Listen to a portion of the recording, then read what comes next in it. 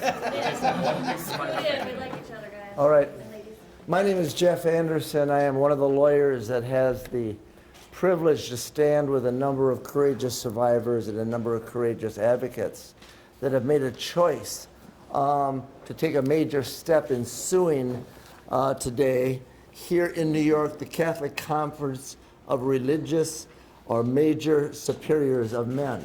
That is the conference of all the religious orders, 120 of them, across this country and across the globe, that as we speak are hiding and keeping secret the names of offenders, of rapists of children, of priests and brothers who have abused and violated children. And it is the major superiors, the religious orders, that have chosen to keep that secret. And never before have survivors or we in this journey had an opportunity to take them on to expose them for the hazard that they have allowed to continue, not in the past, but in the present. And what this lawsuit is 5 survivors, all naming the conference, the Catholic Conference of Major Superiors, for nuisance. Nuisance, that is the maintenance of a known hazard. They know they have lists of offenders who have violated children and or are violating children, and they are choosing to keep it secret. There are 120 religious orders that are a member of this conference. And 6 of them have released lists. That's 114 that have not. So what this lawsuit seeks and what these 5 survivors that have joined this effort desire to do is to force the entire conference of religious superiors and all of them, all 120 of them, to come clean, to tell the truth about the hazard that they know has existed, present and past, and to not only reveal the names of those who they know have offended, but where those offenders are and their actual histories, and the files that show who made choices to conceal that abuse and hide those offenders, past and present. Each of the 5 survivors here made a choice today to do something and to bring this claim. This claim is not brought under the Child Victims Act that was just passed into law. And many of us here were just there as that was passed into law here in New York. This case is being brought under the legal theory of nuisance, an ongoing hazard, past and present. And none of these survivors here are seeking money damages. What they and we are seeking is the disclosure of the very perilous hazards that exist right now in real time. And that is the names of all the offenders that those religious orders are keeping secret, that are hiding. Some are alive, some are dead, but all their names and all their identities are still being hidden. That's why we're here. And so it's just an honor to know that first New York has opened it up for survivors after 30 years of struggle by survivors to open up the courthouse doors. But to also know that we stand together today, united, to know that we are going to take this action and have chosen to take it to force the Conference of Major Superiors of Men, all the religious orders, to come clean and to tell the truth about the hazards that only they know exist. It's that simple. And so there are 5 survivors who have joined in this case. And I'd like each to come forward and introduce yourself and tell us a little bit first why you're here, and then I'll ask you a question. First, I'd like Darryl Bassile to just come forward, who's standing right next to me. And before Darryl speaks, I'd like to just say it was in the year 1989 or 90. And Darryl contacted me and told me that he had, while living on the street and homeless as a kid, been taken in by a very prominent priest, a Franciscan by the name of Bruce Ritter, who was running Covenant House here in New York, who was running a multi-million-dollar operation, and who was violating kids and boys. And Darryl had the courage to share that with me in 1989. In 1990, we brought suit. We exposed Ritter. We exposed the Franciscans, who he was a member of at that time. They got that thrown out on the statute of limitations.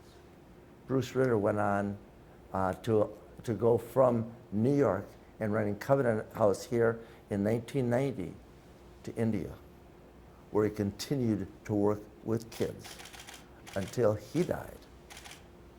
And it was the Franciscans that chose to keep him hidden and secret, allowing him to run Covenant House here in New York for many, many years.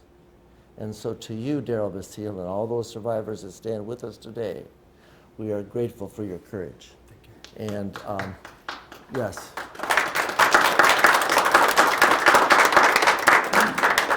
So Darryl, step forward and just tell us what you think we need to know about your journey. Hi, I'm Darryl Bassile. In 1989, 1990, I was homeless. I had run away from a boys' home, which I was put in, and I was brought in or taken in by Covenant House. It was shortly afterwards that Bruce Ritter decided that I was his private fun, I guess. My only thing is, he was there to protect children. We're talking about children. We're not talking about adults.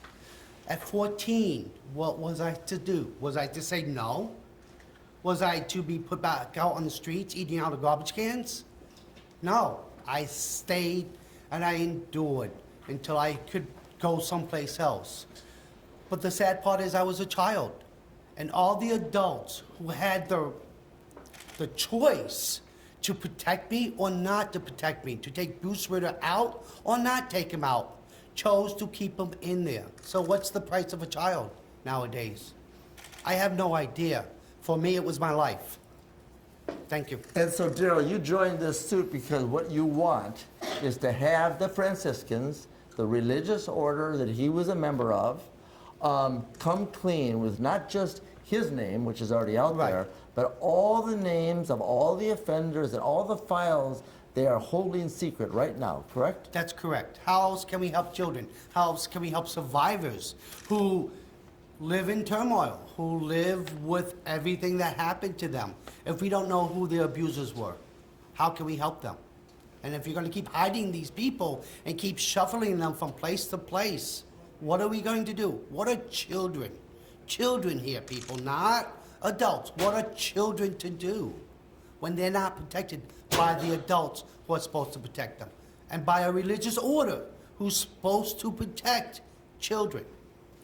And on another day, and within 6 months, when the law goes into effect in New York, we will bring a suit on behalf of Darryl under the Child Victims Act, seeking that truth and that accountability and that justice. But we can't wait. And Darryl can't wait, and the survivors with whom I stand here today can't wait. Why can't we wait? Because we know that all these religious orders, 120 of them, I have the names and the identities and the histories of hundreds, if not thousands of offenders they are hiding now. Thus this suit. Thus we stand with Darryl. Darryl, thank you. Thank you. Mark, there you are. Mark Lyman, give us your name. Mark Lyman. And Mark came to us in the, about, was it 10, 14 years ago, Mark? And his offender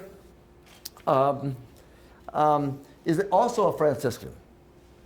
And at that time, there was some kind of settlement made, but Mark said, Jeff, you know, this isn't enough. this isn't right, there's no real accountability. And what we said to Mark at that time, he said, Mark, the statute of limitations is pending right now, and this case will be thrown out. The offender got convicted, right? And because of your courage. But in terms of what we were able to do, Mark said, this isn't enough. And I said, someday, Mark, there's going to be a time where we're going to be together again. And you're ready now, and I can't do anything more now. But today, we can, and today we're back together. So, Mark, tell us what you want us to know about why you're here.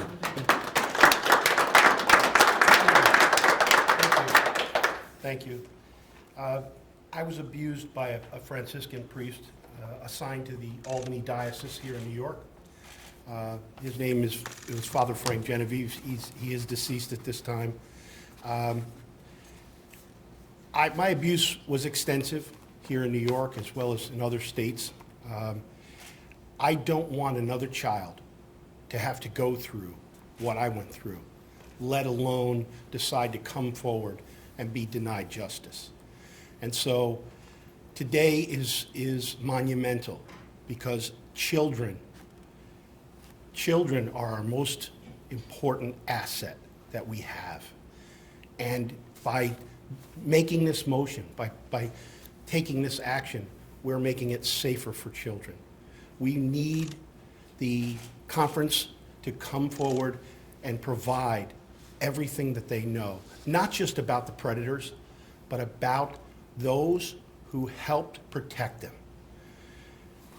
You know, I have 4 children, and I think about them every day, and as many parents do, you know, we hope that our children grow up to be successful and do great things.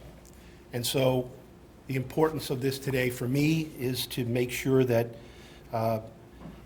that we provide a safe environment for children, and sunlight is always the best disinfectant. Thank you. And it is the courage and the inspiration and the power of your truth that does protect kids. It gives us the chance to take this action, knowing we can and knowing that you have. And so Jeanne Marron, where are you? Come on over here. Jeanne came forward and as found her voice. How long ago did you find your voice, Jeanne? 2012. 2012. So introduce yourself to us and then share us with the journey that brings you here today and the choice that you made to join this lawsuit to sue every single religious order and the Conference of Major Superiors in this country that are holding these secrets about these offenders and their histories as we speak. Thank you. Before doing that, I really want to thank Jeff Anderson and Associates for doing this. This has been something I've been pursuing for a long time, and I felt like one small voice. So now we are no longer one small voice.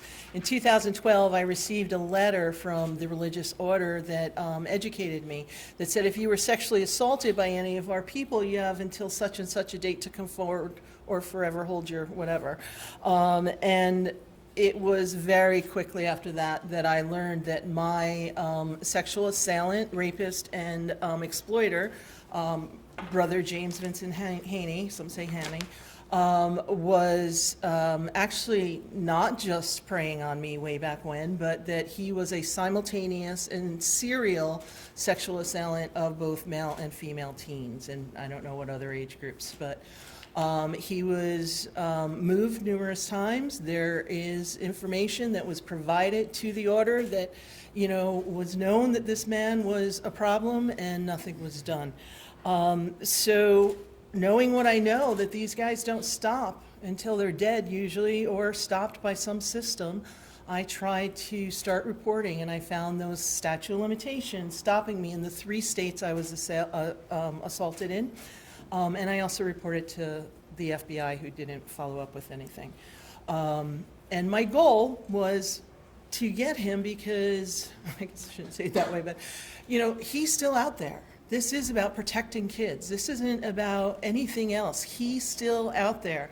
It took a long time, but I eventually found out he was actually in the Philippines at another school named Jesus Academy. Let's just stop there, because this Haney, Brother Haney, that violated Jeanne as a child, just like Ritter, was moved by the religious order and allowed to flee this country and go and work and minister where? In the Philippines.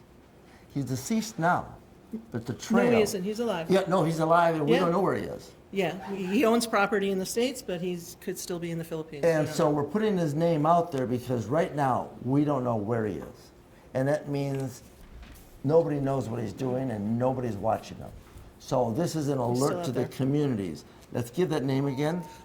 He goes by, he has gone by Brother James Vincent Haney. He's since left the order supposedly in the last few years, and therefore maybe going by James A. Haney or James Vincent or Vince or Vincent Haney. He has a number of names he goes by. Haney. I tried then, after failing with legal recourse, to go to the various dioceses in which I was assaulted, and there were so many. And I got burned out after two. I had to fight to get a meeting with Bishop Hubbard in Albany at the time, and Cardinal Dolan repeatedly refused to meet with me, and I got a lot of platitudes from the victim's assistant there. And bottom line was, I ended up learning from Bishop Hubbard something that I was afraid was the case, that part of what these Catholic systems do is they compartmentalize the data by splitting off the responsibility so that they won't take reports from people who were abused by religious orders. So those numbers you're hearing on these diocese numbers, we're not in there. Those numbers, the vast number of people assaulted by these men are not counted in there. And so they go through this order that Jeff pointed out, the superior men order, and that's how it's supposed to be reported. However, nobody's talking about them. Nobody's getting them to release the data. The bottom line is, in order to protect kids, we need to know about these hundreds, thousands of pedophiles that are out there that are assaulting kids, that are being protected by being moved around, by the information being kept hidden, by not being appropriately disciplined or treated or in any way dealt with. And accountability by information so that we can protect kids is probably the most important thing that we can do going forward. And I see that Bridie Farrell of New York Loves Kids is here nodding with me on that one. Thank you. Yes. So that's why I'm here. It's about the information. It's about finding out where he is, who's he hurting right now, how many more kids. It's also about being there for all those other survivors that haven't had the ability to step up yet, that were abused by him and by other orders. Thank you, Jeanne. And I think you make a lot of important points, but I think an educational point here. We've all heard and watched the Catholic Conference of Bishops since 2002 come together and make all these promises and all these pledges and establish all these protocols. And because we sued them in New York, and Paul Dunn had the courage to sue them, and other survivors across this country had the courage to sue them under this same legal theory of nuisance. At that time, 17 had released lists. Right now, there are close to, how many, Joelle, have released lists? Dozens and dozens, I don't know. Okay, that's the Catholic bishops. And that's what everybody hears about, the Conference of Catholic Bishops. Nobody hears about the religious orders. That is called the Conference of Major Superiors. 120 of them. Just like there are 197 dioceses, there are 127 religious orders. Each is run by a superior, but they don't have any geographical limits.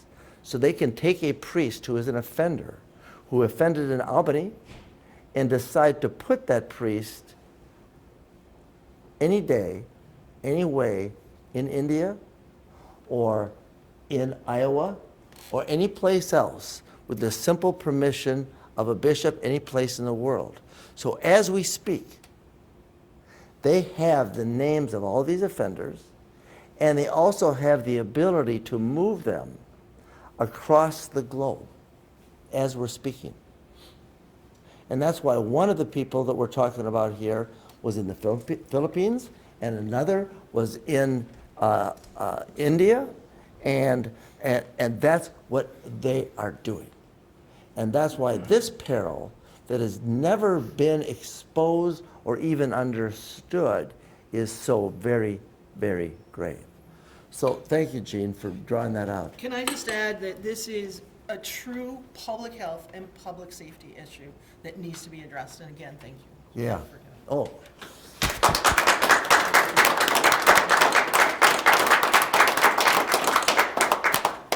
Bridget Lyons, it must have been 2001, 2002, right? Right, yeah.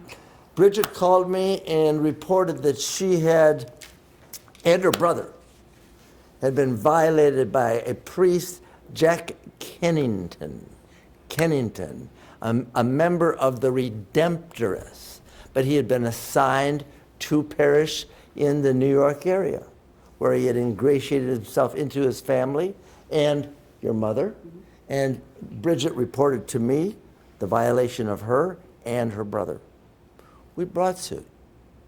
Actually, couldn't bring suit and got pushed back because, why? The statute of limitations. And at that time, because New York would not allow us to proceed and all the cases that we had brought were thrown out on the statute of limitations, we made a decision to sue the Catholic bishops across this country for RICO. And in Missouri, there was a bishop by the name of O'Connell who had violated a child and had raped a child. And so we sued the Catholic Conference of Bishops using the RICO. And I called Bridget and said, Bridget, you can't sue in New York, but we need you to be a voice here to help us sue the bishops using RICO statutes. That case was dismissed. Why? Statute of limitations. But Bridget stood up there in 2002 and told her truth. Stacy, where's that newspaper? Oh, it wasn't there. Do we have that? Hand me that. Yeah. Look at this. Well, that's, Well, that's from. So this is from the New York Post. When she told her story in 2002, Bridget had the courage and the will to stand up in 2002. Look at that. There's Bridget. There's the perpetrator, Jack Kennington. He is living right now here in New York, actually, I think across the river, at the Redemptorist house. I called him yesterday to make sure he was there and let him know we're coming. And they're coming? Yes. Yeah. And so there he is right there. And there's her brother that was violated. And so Bridget Lyons, let's step to the mic. Thanks. Hi, everyone. I am Bridget Lyons. I'm a victim and a survivor of child sexual abuse. My brother and I were abused by Father Jack Kennington, a Redemptorist order priest. This abuse led to years of depression, PTSD, trust issues, etc. It also ruined my faith and trust in the Catholic Church. Finally, in 1994, I finally felt like I was strong enough to speak out about it, and my family contacted a lawyer. Unfortunately, I was 23 and the statute of limitations had already run out. Thankfully, my younger brother was 5 years younger and was able to file a suit. 7 long years later, in 2001, he was able to get justice. For years, I have hoped that something would change so that I and people like me who have stayed silent would finally see justice. Today, by filing this lawsuit, hopefully the truth about the perpetrators will come out. My hope and prayer is that for all the other victims and their families, justice will finally be served. Thank you. Thank you, Bridget. And, you know, the reality is this isn't just about the perpetrators. This is really about those that are choosing to protect them, that are the religious superiors, the religious orders that have the information that can make a choice to release Kennington's name, to release the names that they have. So it's really about the hierarchy at the top that are making the perilous choices. And yes, of course, the perpetrators, their identities and their history have to be known and exposed, but it's a lot bigger than that. It's the system that is operating underground that is keeping secret. And you are a courageous champion and an inspiration, Bridget Lyons, and you came from Atlanta, Georgia, with your son, Aiden, Yes. and to be here. And when I stood with Bridget, oh God, was that 16 years ago, Bridget? You know, Aiden, you were like that, right? Yeah, I was 2 years old. You were 2 years old? Okay, well, I guess I was about 28 then. Again? Yeah. Thank you, Bridget Lyons. Thank you. Yeah. There's a fifth survivor, and to all the survivors and advocates that stand with us, there's a fifth survivor that joined in this case today, whose name is not revealed today, but will be, but really is an important story to be told. And so, because he can't be with us, I have a statement that he wrote out. But before I read what his statement is, I want you to know the background that brings him here with us at this moment in time.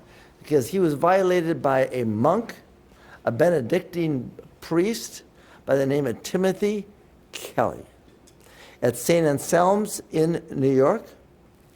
He was one of many kids that Father Timothy Kelly violated, and he's a member of, Kelly is a member of the Benedictines, the Order of St. Benedict. It's a religious order that has operations across the country and who move priests around the country. That particular order has been on my radar for 30 years, and we've sued them hundreds of times. They have released some of their list because we have sued them so many times. But the name Timothy Kelly, who is at St. Anselm's here in New York for many years, violating kids beginning in the 60s, and who had one kid had the courage to come forward a few years ago and had the case thrown out because of the statute of limitations. Well, now this John Doe has made a decision to join this case. And it's really important, not just because Kelly was a member of an order violating kids, but because Kelly went on to become the head of that order. He became Abbot Timothy Kelly. And he presided over that order, and he protected offenders for over a decade. And it is the Order of St. Benedict that refuses to put him on the list. Why? Because he's one of their abbots. And so John Doe is here and joining you with us to make sure that that painful truth is known and revealed. And other survivors who were violated by him suffering in silence can now know they're not alone. And here's what he writes. In 1965, I became a victim of child sexual abuse. I was sexually abused by Father Timothy Kelly at St. Anselm's Church of the Bronx, New York. Today, in 2019, I am a survivor of child sexual abuse. As a survivor, a senior citizen, a husband, a father, I urge all survivors and victims of childhood sexual abuse to come forward and seek justice to help them heal. He made the choice to join this suit because he knew Kelly wasn't on the list, and that name had to be publicly revealed. And until today, it never had. And because of this John Doe, it is now revealed for all time. And to him,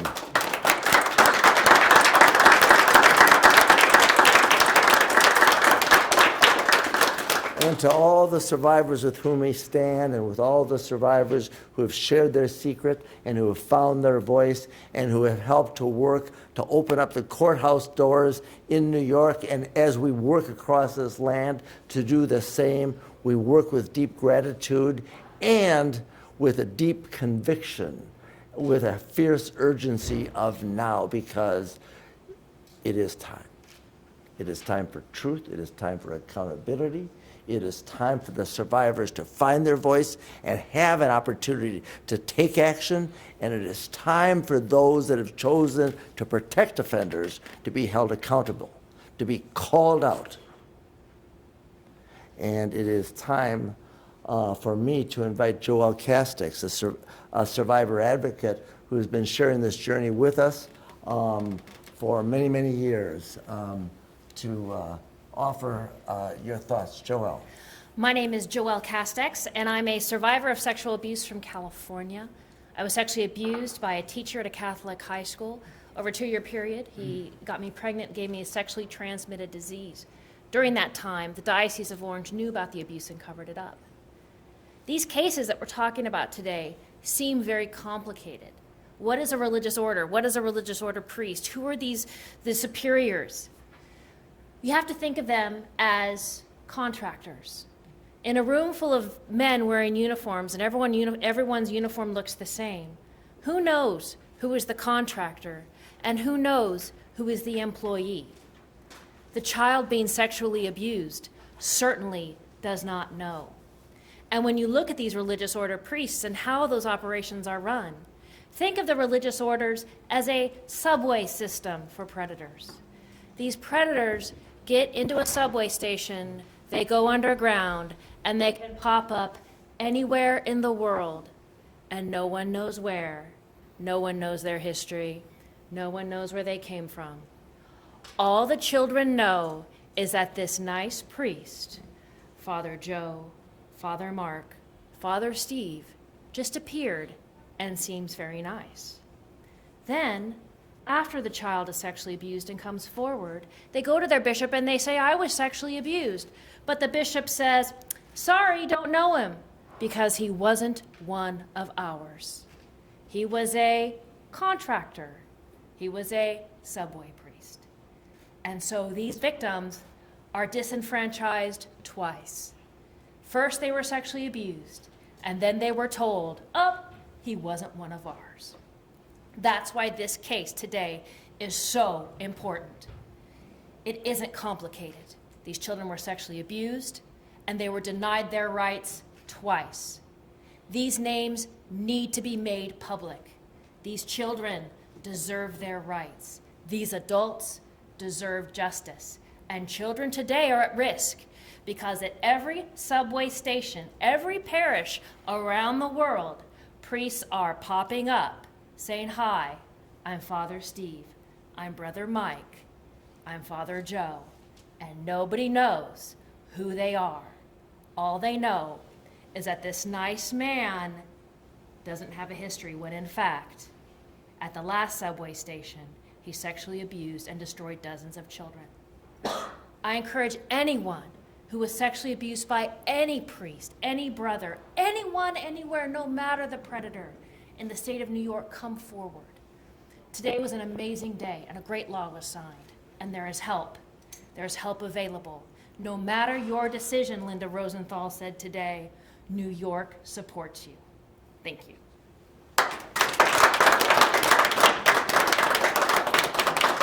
And as we attended the signing by the governor and the passage of the Child Victims Act here in New York today, there was a lot of credit given and credit due to the legislators and the governor's office that carried that forward. But the reality is the credit that needs to be given to the courageous survivors. The courageous survivors who found their voice, who shared a secret, who took a risk, who spoke up, who agitated and aggravated, and who have continued to agitate, aggravate, organize, and continue to speak up and out that is making the difference, that has inspired me and inspired us to come together, to start this journey of hope, help, healing, and accountability. And there can be no healing until there's accountability and the truth known. And the truth is, these names of these offenders by all these religious orders and all these religious superiors is being hidden. And so the peril is real. The courage present here in this room today and with these survivors in these communities across this country, it's time. And time's up for those that choose to protect offenders. Time's up for those offenders that think they can stay hidden, because it's no longer their time. This is the time for the truth and the survivor's truth to be known and heard and acknowledged and validated and recognized, because there'll be no healing, real healing for Jeanne, for Darryl, for Paul, for Bridget, for Mark, until they know that the kids are safer tomorrow than they are today. So to Jeanne, to Bridget, to John Doe, to Mark, and to all of you that stand with us and stand with us across this country in this journey, we are deeply grateful, because today we're making real progress, because more truth is being known and revealed. And these boards behind us are just examples of offenders who have been known and have been outed, but they're just a fraction of those that are yet to be known. And through this action, hopefully today, we will begin the process of this disgorgement, this heat that needs to be brought, this external pressure that needs to be made to bring light to this dark and dangerous secret that is held by all these religious superiors. So thank you all. And Darryl, give it to me. Come on.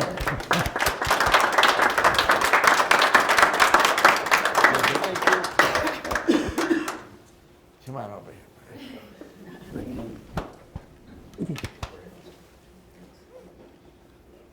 Come on. Yeah. Okay, thank you all. Can we ask questions? Sure. Come on up, come on together, let's get together. So can you talk a little bit about, a lot of media goes around this with strong and brave survivors that come forward and tell their story very publicly, but can you say some more information about the ability for survivors to come forward as a Jane or John Doe and how that's an option? Yeah, the question is there's survivors that are, some of whom are going public today, but under the law, both in New York and elsewhere, any survivor that wants to share his or her story and do something to bring an action, you can remain anonymous and preserve your privacy and move as a Jane or John Doe. And about 95% of the survivors with whom we work start out and continue as a Jane or John Doe. So we want survivors to know that you do not have to stand in front of a microphone. You do not have to share your story with anybody you don't want to. You do not have to go public to take an action such as this. You can preserve your privacy. And we want you to do that, because it can help you in your own recovery by doing so. And so, know that you do not have to go public or be public. And you do need to take action within the next 18 months in New York. Otherwise, you become time barred again. And your secret can be shared safely. And we are there to help, and other survivor advocates working with us 24/7 are there to hear, to listen, and to believe you. And to honor the horror that you've lived, and to help you in the journey of hope, help, and recovery of your own power. And preserve your privacy. Thank you for that question. Any others? Sure. And we've got some spellings over here, so. Right. Okay. Any other questions? Thank you all. Can we get a photo? Sure. Come on in. Let's get in tight. Yeah.